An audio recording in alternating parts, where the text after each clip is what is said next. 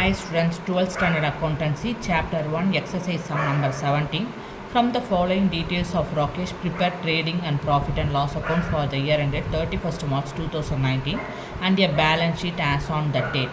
So what they asked to us, from the given information we have to prepare the final accounts, which means trading, profit and loss account and balance sheet for the given date. Okay.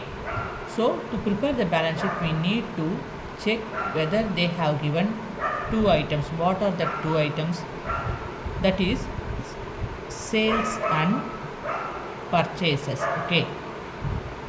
So before that we have to read the given information, that is stock. They have given here two periods are here. What are they? 31st 3 2018 and 31st 3 2019. So 31st 3 2018 we have to consider this as the beginning of the accounting period. So beginning of the accounting period means we have to take it as the opening balance of the stock of goods, opening balance of the debtors, opening balance of the cash and bank, machineries opening balance, sundry creditors opening balance, and we have to take 31 3 2019 as end of the accounting period. Okay, end of the accounting period means we have to consider this period as the closing balance.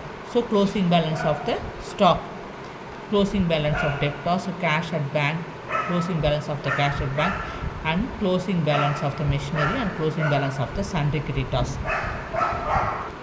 Apart from the box they have given the other details, that is rent paid. Rent paid goes to, rent paid is the office expenses, goes to profit and loss account. Discount received goes to total creditors account, and also discount received is the indirect income, it goes to profit and loss account, credit side of the profit and loss account. And the discount allowed is an expenses, indirect expenses goes to profit and debit side of the profit and loss account. And apart from that, discount allowed is goes to total debtors account. Okay, credit side of the total debtors account. Cash paid to creditors means goes to creditors side, creditors account, total creditors account.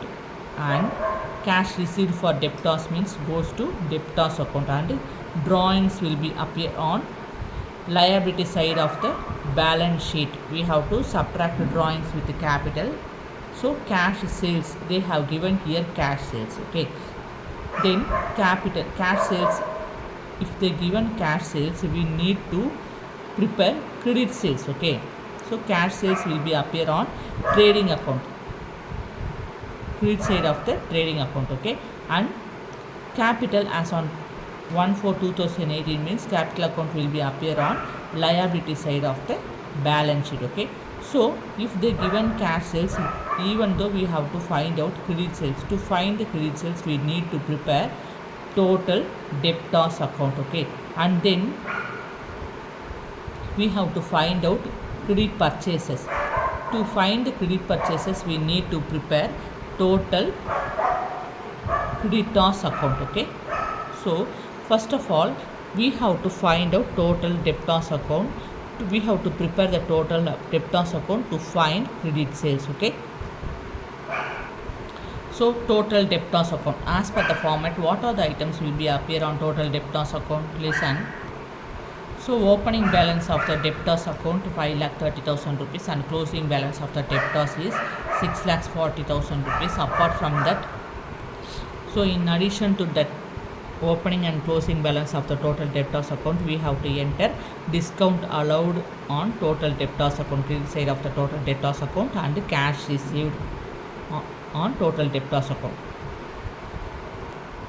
So listen, as per the format of the total debtors account, opening balance of the total debtors account will appear on debit side to balance brought down, and closing balance will be appear on credit side by balance carried down 6,40,000 rupees, and by cash received and by discount allowed is to be entered on credit side of the total debtors account. We will get the total on credit side 19,15,000 rupees. Then we have to find out the differences. We have to subtract 5,30,000 rupees minus 19,15,000 rupees. We will get 13,85,000 rupees. This is the balancing figure. So 13,85,000 rupees is credit sales. Okay, Now we are going to prepare the total creditors account to find out credit purchases. Okay. So to find out the credit purchases, we need to prepare the total creditors accounts. So for that, what are the items will be appear on total creditors accounts? First, we have to take sundry creditors. Opening balance of the sundry creditors 3,70,000 and closing balance of the sundry creditors is 4,20,000. Addition to that, we have to enter discount received on creditors account and cash paid to creditors will be appear on creditors account. As per the format of the total creditors account, opening balance will be appear on credit side. Buy balance brought down 3,70,000 rupees and closing balance will be appear on debit side. To balance carried down 4,20,000 rupees. Okay. So to cash account 11 lakh rupees and a discount received 35,000. We will get the total on debit side 15 lakh for 55,000 and we have to subtract 3,70,000 from 15 lakh 55,000. We will get the differences, that is 11 lakh 85,000. That 11 lakh 85,000 is called as credit purchases. Okay, balancing figure. Now we are going to prepare the trading and profit and loss account. In the books of Rakesh, trading and profit and loss account for the year ended 31st/3/2016. Okay, so on debit side of the trading account, we always started with opening stock. At the credit side of the trading account, we ended with the closing stock. Okay, so the opening stock value is 2,20,000 rupees and closing stock value is 1,60,000 rupees.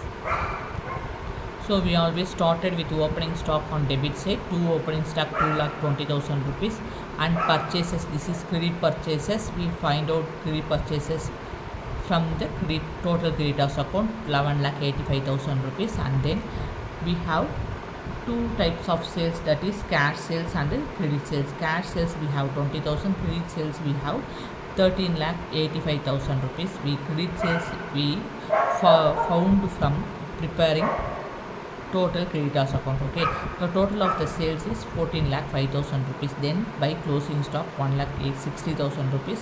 We get the total on credit side 15,65,000. If you get the total on credit side, you will get the gross profit on debit side 1,60,000 rupees. Then that gross profit will be transferred to the on credit side of the profit and loss account. So in profit and loss account, you have to write by gross profit brought down 1,60,000 rupees. You have transferred this gross profit from trading to profit and loss account. Okay, then rent paid is the expenses. Indirect expenses, discount allowed is the indirect expenses. So we have to enter it on debit side of the profit and loss account and by discount received is the indirect income. We have to enter it on credit side of the profit and loss account. You will get the total on credit side of the profit and loss account 1,95,000. If you get the total on credit side, you will get the net profit on debit side 50,000 rupees. Then this net profit you have to transfer it to the capital account. So we prepared trading and profit and loss account. Okay, now we are going to prepare the balance sheet as on 31st March 2019. Okay, so balance sheet has liabilities and asset sides. Okay, you always started on liability side with the capital. Okay, so capital how much rupees? 5,20,000 rupees. With capital we have to add net profit 50,000 rupees. You will get 5,70,000 rupees. With that you have to subtract drawings 1 lakh rupees. You will get 4,70,000 rupees. Then sundry creditors. Listen, whenever you prepare the balance sheet, you have to take the sundry creditors, stock debtors, cash at bank and machinery from end of the accounting period. Okay, closing balance only you have to take to prepare the balance sheet.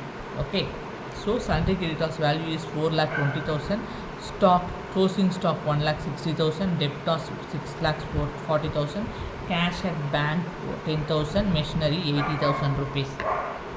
So as per the format of the balance sheet, you have to write sundry creditors 4,20,000 rupees and debtors, cash at bank, machinery, closing stock you have to taken from end of the accounting period. This value you have to taken from end of the accounting period and you will get the total on both side equally. assets and liability side, both side total you should get equal total on both sides. So you got the total 8,90,000 rupees on both asset and liability side. Do you have any doubt? Please comment it on the comment box. Thank you. Take care.